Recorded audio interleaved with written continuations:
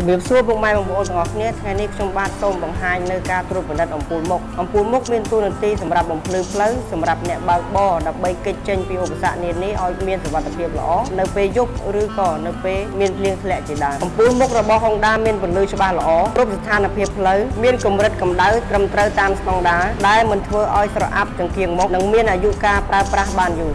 ការថែទាំអំពូលឲ្យនៅភ្លឺច្បាស់ល្អជារឿងសំខាន់សម្រាប់អ្នកបើកបរគ្រប់រូបខ្ញុំបាទសូមបង្ហាញពីការត្រួតពិនិត្យអំពូលមុខក៏ដូចជាប្រព័ន្ធភ្លើងមុខជូនបងប្អូនទាំងអស់គ្នា